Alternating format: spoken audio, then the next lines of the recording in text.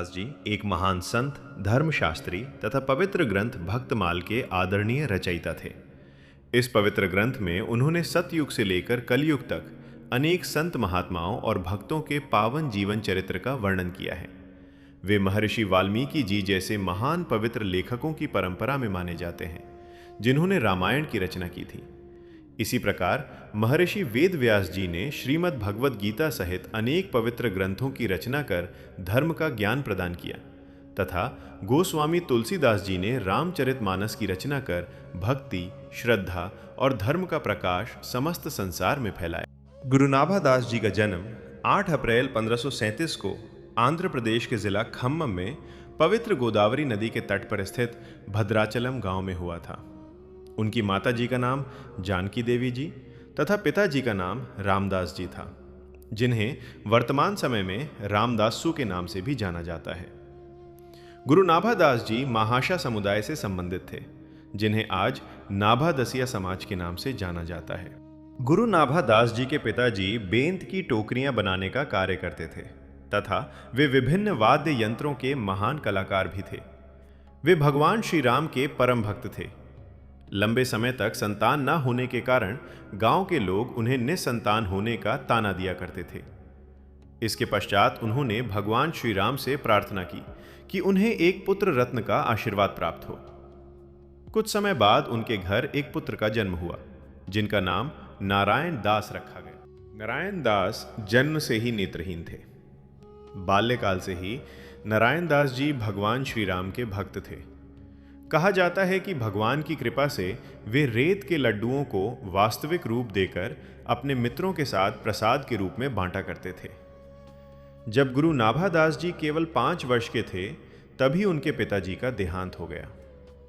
नारायण दास जी जन्म से ही 5 वर्षों तक नेत्रहीन रहे। कुछ वर्षों पश्चात उस क्षेत्र में अत्यंत भयंकर अकाल पड़ा, जिसके कारण अनेक ग्रामीणों को अपना गांव छोड़कर अन्य स्थानों की ओर जाना पड़ा।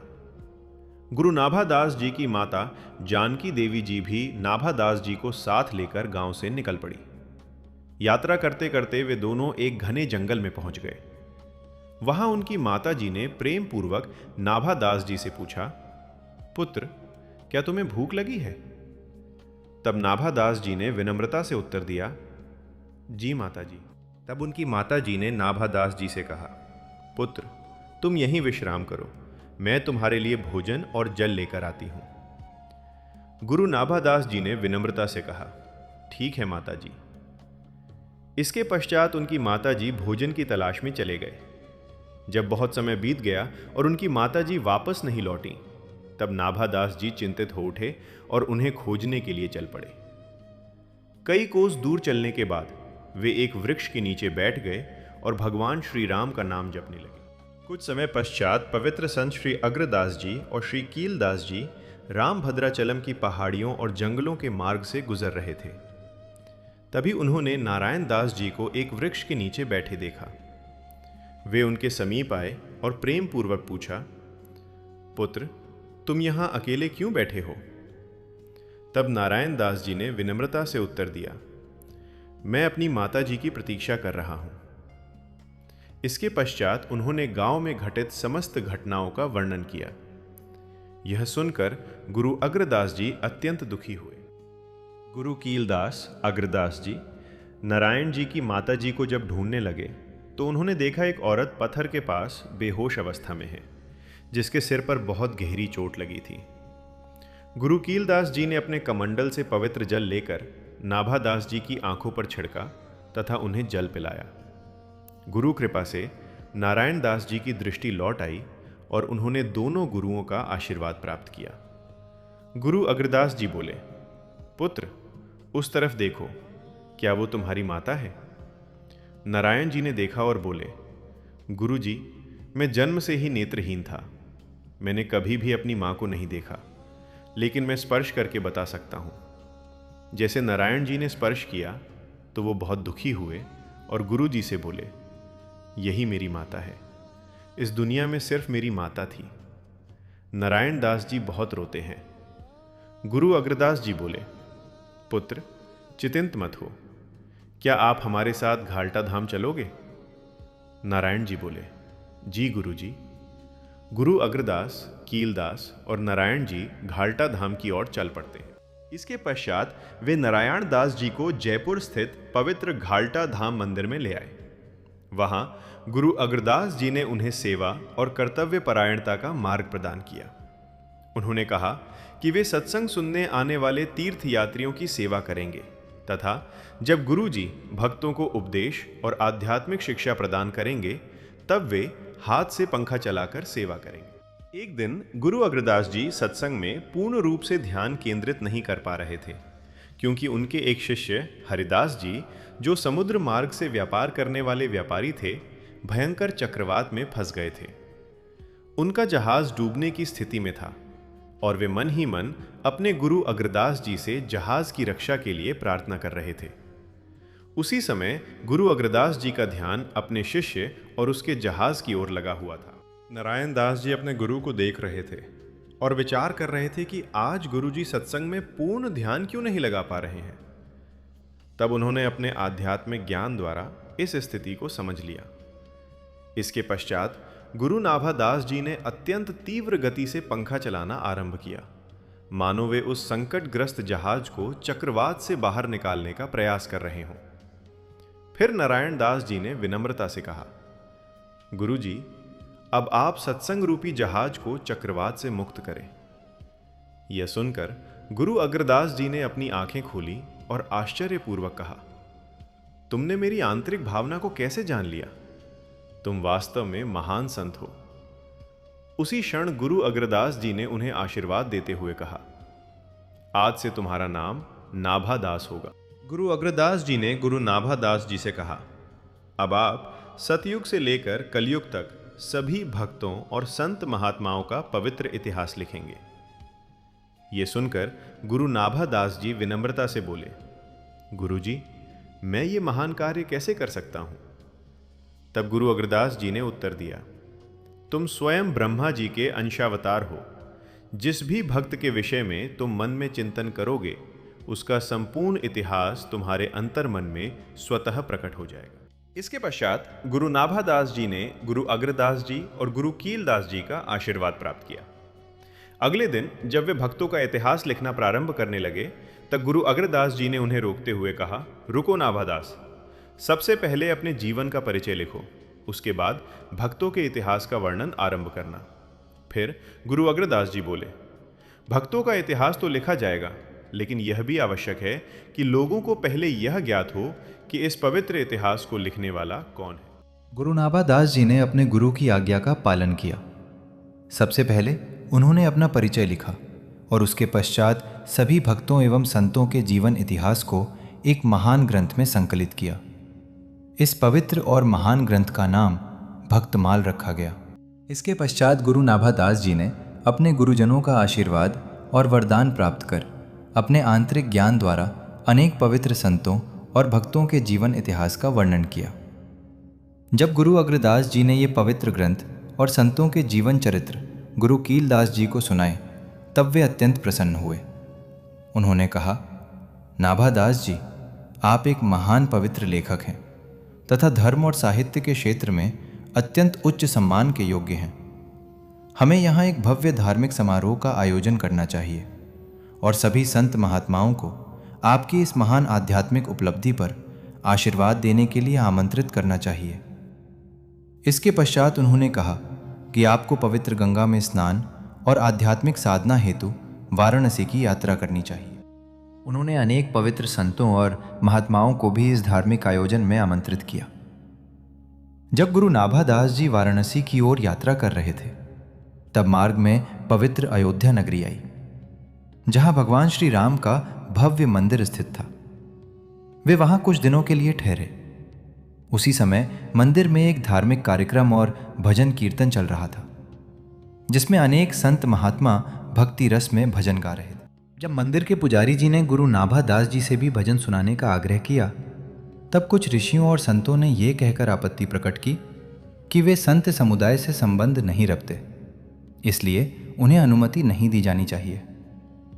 तब पुजारी जी ने विनम्रता से कहा, यदि कोई व्यक्ति भगवान का भजन गाना चाहता है तो उस पर किसी को आपत्ति नहीं होनी चाहिए। भजन आरंभ करने से पूर्व गुरु नाभादास जी ने कहा, जात न पूछिए साधु की, पूछ लीजिए ज्ञान, मोल करो कृपान का, पड़ा रहने दो म्यान। इसके पश्चात पवित्र संतों ने उनसे धर्म और भगवान के ज्ञान के प्रश्न किए।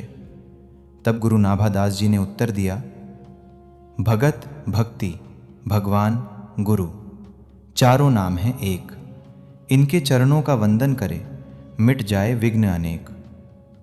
फिर गुरु नाभादास जी ने समझाया कि भक्त, भक्ति, गुरु और भगवान ये सभी एक समान पवित्र और पूजनीय स्वरूप हैं। जो व्यक्ति सच्चे मन से उनकी आराधना और सम्मान करता है, उसके जीवन के अनेक दुख और बाधाएं स्वतः दूर हो जाती हैं। गुरु नाभादास जी के आध्यात्मिक ज्ञान और धार्मिक उपदेशों को सुनकर सभी साधु संत उनके प्रति आदर और श्रद्धा का भाव रखने लगे। वे कहने लगे कि भगवान तक पहुंचने और सच्ची भक्ति प्राप्त करने का ये अत्यंत उत्तम मार्ग है।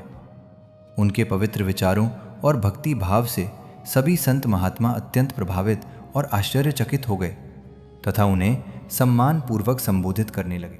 जब गुरु नाभादास जी वहां से प्रस्थान करने लगे, तब मंदिर के पुजारी जी ने विनम्रता से पूछा, गुरु जी, अब आप कहाँ जा रहे हैं? गुरु नाभादास जी ने उत्तर दिया, मैं पवित्र गंगा में स्नान करने हेतु वाराणसी जा रहा हूँ।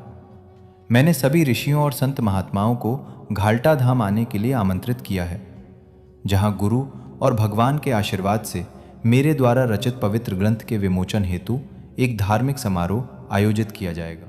ये सुनकर सभी संतों ने उनके संदेश को आदरपूर्वक स्वीकार किया और उनके महान धार्मिक कार्यों के लिए उन्हें शुभकामनाएं एवं आशीर्वाद प्रदान किया। इसके पश्चात गुरु नाभादास जी वाराणसी की यात्रा पर आगे बढ़े और वहां पहुंचकर पवित्र गंगा नदी में श्रद्धापूर्वक स्नान किया।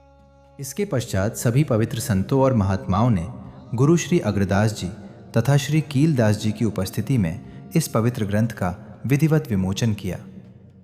वर्ष 1585 में जयपुर स्थित पवित्र घाल्टा धाम में इस महान ग्रंथ का नाम भक्तमाल रखा गया। इसी धार्मिक समारोह में गुरु नाभादास जी को साहित्य और आध्यात्मिक ज्ञान के क्षेत्र में उनके महान योगदान के लिए विशेष सम्मान प्रदान किया गया। संत महात्माओं ने कहा कि जिस प्रकार गोस्वामी तुलसीदास जी, महर्षि वाल्मीकि जी और महर्षि वेदव्यास जी अपने पवित्र ग्रंथों के कारण संसार में आदरपूर्वक स्मरण किए जाते हैं, उसी प्रकार अब आप गोस्वामी श्री नाभादास महाराज के नाम से जाने जाएंगे। उन्होंने अनेक पवित्र ग्रंथों की रचना की, जिनमें भक्तमाल विशेष रूप से प्रसिद्ध हुआ। इस पवित्र ग्रंथ में सतयुग से लेकर कलयुग तक अनेक संतों और भक्तों के जीवन चरित्र का वर्णन किया गया है, ताकि मानव समाज को भगवान की भक्ति और आध्यात्मिक मार्ग की प्रेरणा प्राप्त हो सके। इस धार्मिक समारोह के समापन के पश्चात श्री गुरु नाभादास जी संपूर्ण भारत में धार्मिक यात्रा के लिए प्रस्थान कर गए। अपनी यात्रा के आरंभ में वे पवित्र गोदावरी नदी के तट पर स्थित रामभद्राचलम में अपने मूल गांव पहुंचे, जहां उन्होंने अपने माता पिता की स्मृतियों तथा भगवान श्री राम के पवित्र मंदिर में जाकर आशीर्वाद प्राप्त किया। गुरु नाभादास जी ने अपनी धार्मिक यात्राओं के दौरान ध्यानपुर धाम, पंडोरी धाम तथा दमतल धाम सहित अनेक पवित्र स्थलों की यात्रा की। वे पठानकोट और गुरदासपुर के मार्ग से पंजाब पहुंचे तथा इसके पश्चात जम्मू गए, जहां उनके समाज के अनेक लोग निवास करते थे। गुरु नाभादास जी ने भारत के विभिन्न क्षेत्रों में जाकर धर्म, भक्ति और आध्यात्मिक ज्ञान का प्रचार किया तथा लोगों को भगवान के मार्ग पर चलने की प्रेरणा दी। कुछ समय पश्चात वे पुनः जयपुर स्थित पवित्र घाल्टा धाम लौट आए। वहाँ वे जीवन, धर्म, भगवान तथा सतयुग से लेकर कलयुग तक के संत महात्माओं के ज्ञान का प्रचार प्रसार करते रहे और लोगों को भक्ति एवं सदाचार का मार्ग दिखाते रहे। वर्ष 1643 में गुरु नाभादास जी परम धाम को प्रस्थान कर गए। उस समय उनकी आयु लगभग 106 वर्ष थी। आज भी गुरु नाभादास जी श्रद्धा और सम्मान के साथ लोगों के हृदयों में स्मरण किए जाते हैं। उनका महान योगदान और त्याग केवल किसी एक समाज के लिए नहीं, बल्कि संपूर्ण मानवता के कल्याण के लिए था। विशेष रूप से हमारे समाज के लोगों को उनके आदर्शों, शिक्षाओं और पवित्र स्वरूप के प्रति सम्मान, श्रद्धा और कृतज्ञता का भाव रखना चाहिए। गुरु नाभा दास जी ने भारतीय संस्कृति, धर्म और भक्ति परंपरा को संरक्षित रखने में अमूल्य योगदान दिया, जिसके लिए उन्हें कोटि कोटि नमन है। इसी कारण हमें प्रत्येक वर्ष 8 अप्रैल को गुरु नाभा दास जी की जयंती अपने गांवों, शहरों और समाज में धार्मिक संस्कारों, भजन कीर्तन और श्रद्धा भाव के साथ मनानी चाहिए तथा उनके आदर्शों और संदेश को जन जन तक पहुंचाने के लिए पवित्र शोभा यात्रा का आयोजन भी करना चाहिए। गुरु नाभा दास जी महाशा जाति से संबंधित है। आज गुरु नाभा दास जी का जन्म उत्सव अत्यंत श्रद्धा, भक्ति और धूमधाम के साथ मनाया जाता है। प्रत्येक वर्ष 8 अप्रैल 2021 को गुरु नाभा दास जी की जयंती के अवसर पर पंजाब में सार्वजनिक अवकाश घोषित किया जाता है। गुरु नाभा दास जी की महिमा और शिक्षाओं का प्रचार विशेष रूप से पंजाब, जम्मू, राजस्थान, हरियाणा तथा दिल्ली सहित अनेक राज्यों में श्रद्धा और सम्मान के साथ किया जाता है। गुरु नाभा दास बायोग्राफी एक श्रद्धा और सम्मान से निर्मित आध्यात्मिक परियोजना है, जिसमें पवित्र जीवनी, ऐतिहासिक कथाएं, दुर्लभ चित्र, प्रेरणादायक लेख और भक्तिमय जानकारी को सरल और विश्वसनीय रूप में प्रस्तुत किया गया है। इस प्लेटफॉर्म में अध्याय आधारित जीवन यात्रा, फोटो गैलरी, सुरक्षित sign up, profile system, image upload, share सुविधा और आधुनिक डिजिटल सेवाएं शामिल हैं, ताकि श्रद्धालु एक ही स्थान पर संपूर्ण अनुभव प्राप्त कर सकें। इस पवित्र प्रयास को सुवा ऑस्कर द्वारा भक्तों और आने वाली पीढ़ियों तक पहुंचाने के उद्देश्य से तैयार किया गया है। सुवा ऑस्कर ने इस मंच को श्रद्धा, सेवा और सम्मान की भावना के साथ विकसित किया है। ये परियोजना आध्यात्मिक विरासत को डिजिटल रूप में सुरक्षित रखने का एक समर्पित प्रयास है। सुवा ऑस्कर का उद्देश्य भक्ति और इतिहास को सरल रूप में सभी तक पहुंचाना है। श्रद्धालुओं के लिए ये मंच विश्वास, प्रेरणा और ज्ञान का माध्यम बनकर उभर रहा है। सुवा ऑस्कर निरंतर इस पवित्र कार्य को आगे बढ़ाने के लिए समर्पित है।